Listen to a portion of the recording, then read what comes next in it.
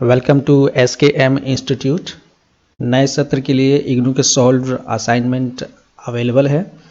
आप इस WhatsApp number पर कांटेक्ट कर सकते हैं सॉल्व असाइनमेंट्स के लिए, या आप डिस्क्रिप्शन में जो लिंक दिया गया है, चैट लिंक है, आप वहां से डायरेक्ट चैट कर सकते हैं। IAS फाउंडेशन प्रोग्राम के तहत जो इग्नू के स्टूडेंट्स हैं, BA विषय से संबंधित जो क्लासेस लिया गया था टीचमेंट ऐप पर, उन क्लासेस को मैं एडिट करके 1 बाय 1 यूट्यूब पर अपलोड कर रहा हूं, ताकि जो अदर स्टूडेंट्स हैं इग्नू के, वे इसका फ़ायदा ले सकें। कुछ स्टूडेंट्स को पता ही नहीं होता कि UPSC IAS PCS क्या है। मुख्य रूप से यह परीक्षा आर्ट्स के विषयों पर आधारित है। उन्हें स्कूल और कॉलेज के समय में ही इस परीक्षा की तैयारी धीरे धीरे शुरू कर देनी चाहिए। मेरे ये ऑनलाइन कोर्सेस हैं जिसके रजिस्ट्रेशन ओपन हो चुके हैं नेक्स्ट बैच के लिए। नेक्स्ट टॉपिक है पुरातात्विक शोध के स्रोत और पद्धतियाँ।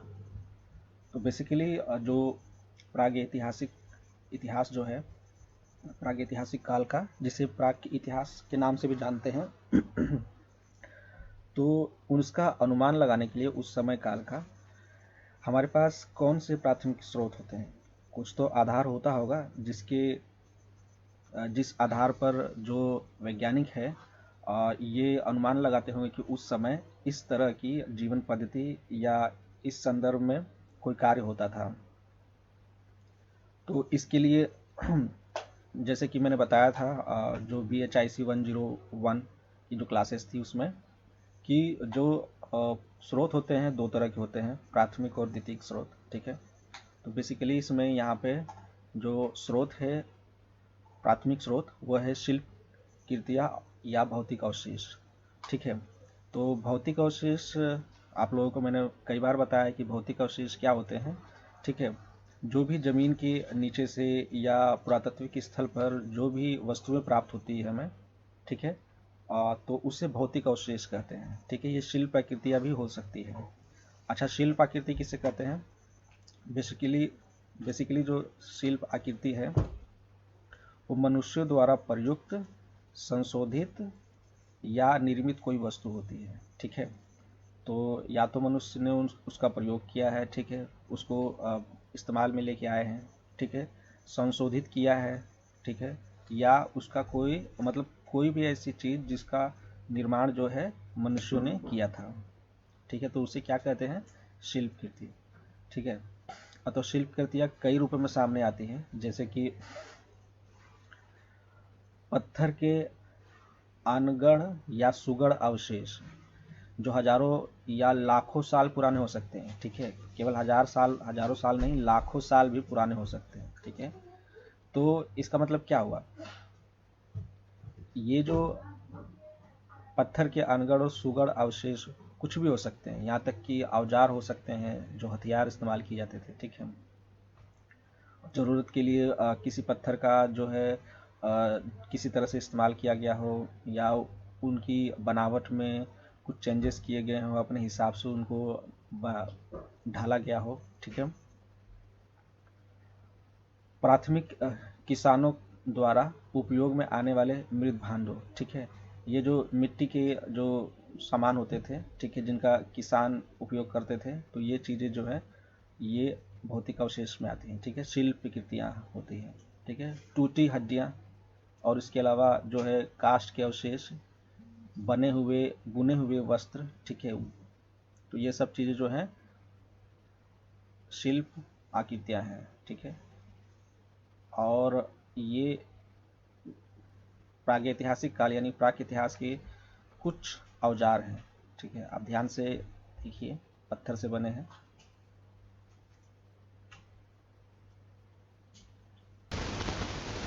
और ये फ्रांस में एक गुफा की चित्रकारी प्राप्त हुई थी, ये जो कि प्रागैतिहासिक काल का है। ठीक है, इसके अलावा जो नैसर्गिक अवशेष होते हैं, ठीक है, वो भी अतीत को समझने में पुराशास्त्रवादियों की मदद करते हैं। ठीक है, तो पुराशास्त्रियों की मदद की किस प्रकार से होते हैं, और ये नैसर्गिक अवशेष क्या होते हैं? ठीक है, बेसिकली जो प्राकृतिक अवशेष है उसके बारे में बात किया जा रहा है इसमें। तो ये बेसिकली जो है जैव वस्तुओं में प्राथमिक रूप से जानवरों या पौधों के जैविक अवशेष, जैसे कि पशु हड्डियाँ या परागकण जो होता है फूलों में, ठीक है, और लकड़ियाँ इत्यादि शामिल होती हैं। ठीक है, इससे क्या होता है कि जो निर्वाह जो है, आहार और निर्वाह के पैटर्न्स के बारे में कुछ जानकारी हमें प्राप्त होती है। इसके अलावा किसी स्थल पर प्राप्त प्रत्येक वस्तु पुराशास्त्रियों के लिए प्रासंगिक होती है। क्यों? क्योंकि प्रत्येक वस्तु अतीत में मनुष्य के व्यवहार की कोई न कोई सूचना देती है। जो भी स्थल से हमें जो भी भौतिक अवशेष प्राप्त होते हैं वो सभी के सभी बहुत महत्वपूर्ण होते हैं, क्योंकि अगर कोई स्थल है, अगर वहाँ पे कोई प्राकृतिक स्रोत हमें प्राप्त हो रहा है तो इसका मतलब है कि वहाँ पे अतीत में मानव गतिविधियाँ रही होंगी। तो इसलिए आसपास की जो भी चीज़ें हमें प्राप्त होती है, जो अवशेष हमें प्राप्त होता है, ठीक है, वह बहुत महत्वपूर्ण होता है कि वो कुछ न कुछ जानकारी हमें उस समय के या उस अतीत के बारे में हमें बताती हैं। ठीक है। अच्छा, पुराशास्त्रीय शोध की एक श्रृंखला होती है। ठीक है, जो शोध चरण होता है पुराशास्त्री का, उसका एक पैटर्न, एक श्रृंखला होता है। ठीक है, जो कि हमें इसमें देखना है।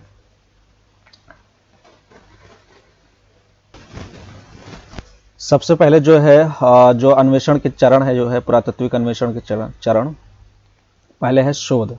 शोध जो है किसी स्थल के बारे में पहले उसकी पहचान करना होता है। ठीक है, कि हाँ ये स्थल जो है शोध करने लायक है। और उसकी पहचान कैसे होगा? जैसे कि मान लीजिए कि कहीं कोई भूभाग है, कोई एरिया है। ठीक है, रामायण का ही ले लीजिए। ठीक है, रामायण के बारे में काफ़ी कुछ चर्चित है, प्रचलित है।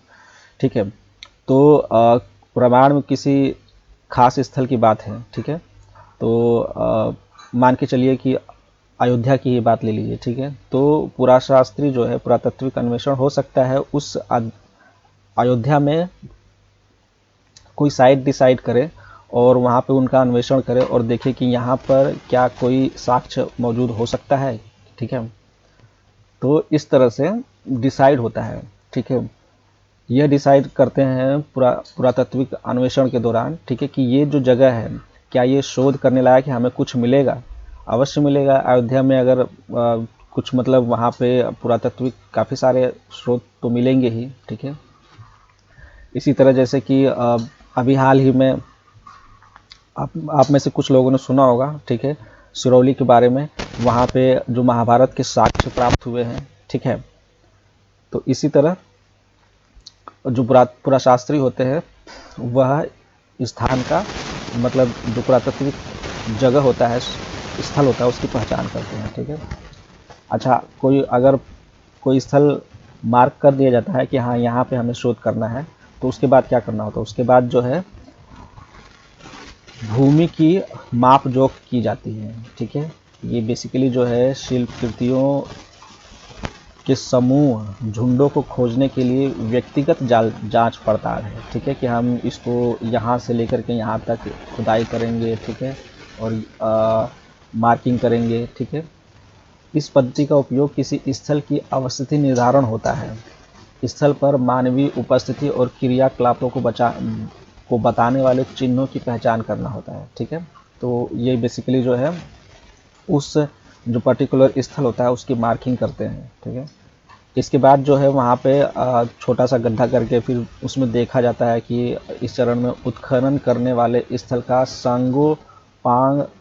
सांगोपांग सर्वेक्षण करते हैं। मतलब जो उसकी जो जगह है, ठीक है, उसमें पहले छोटा सा गड्ढा करके फिर उसमें जो है उसका कुछ जो प्राथमिक सर्वेक्षण होता है वो करते हैं। ठीक है, कि हमें इसमें कुछ मिल सकता है कि नहीं इस स्थल से।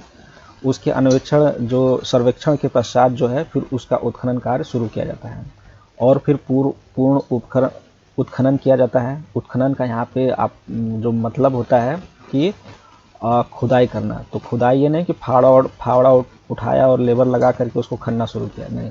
एक तरीका होता है, ठीक है, पुरातात्विक उत्खनन का। तो उस साइंटिफिक तरीके से उसको अनावृत किया जाता है।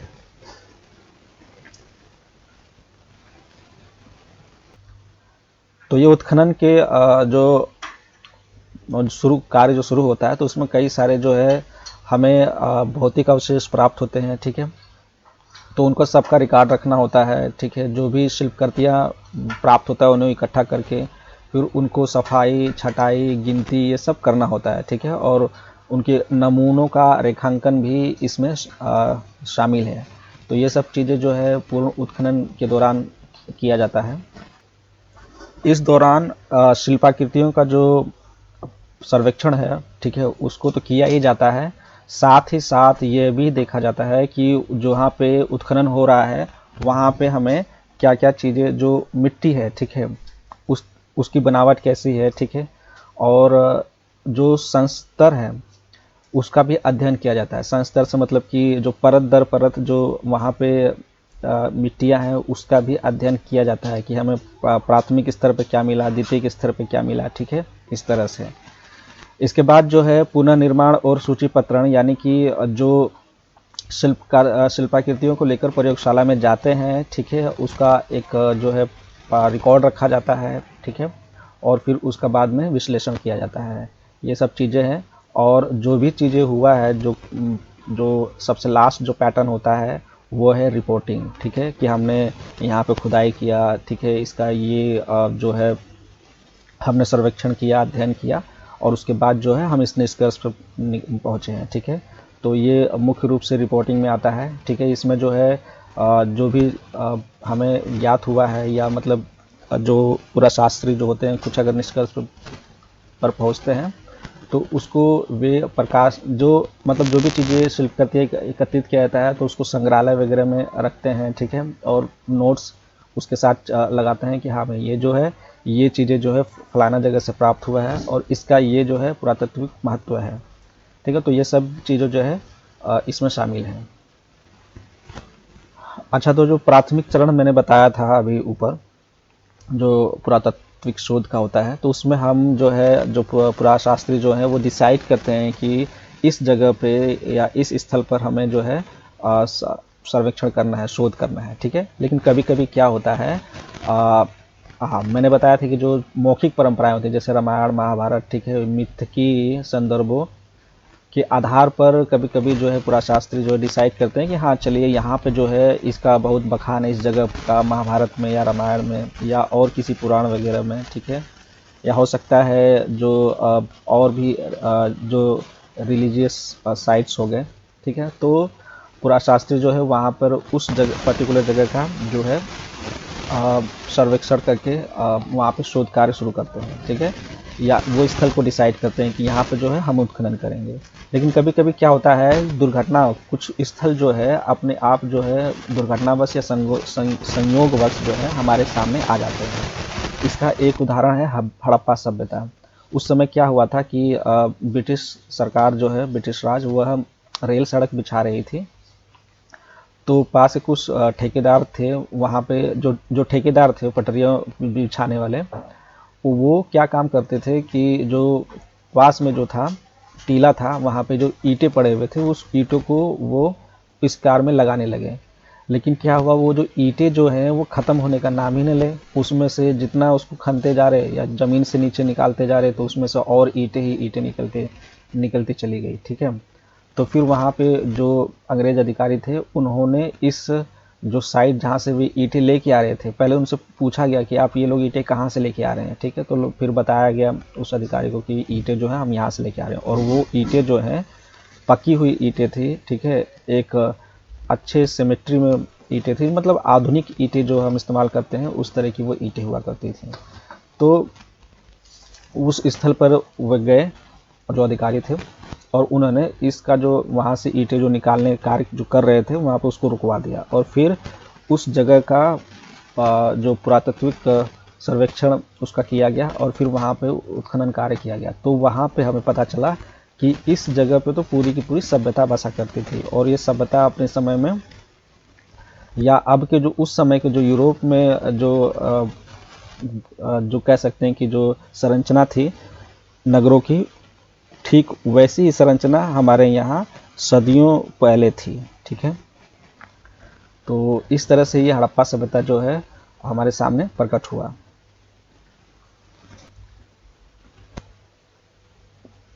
अच्छा, आज के समय में जो पुराशास्त्री जो होते हैं, ठीक है, वे कुछ वैज्ञानिक पद्धतियों का इस्तेमाल करते हैं। वे वैज्ञानिक पद्धतियाँ क्या क्या है?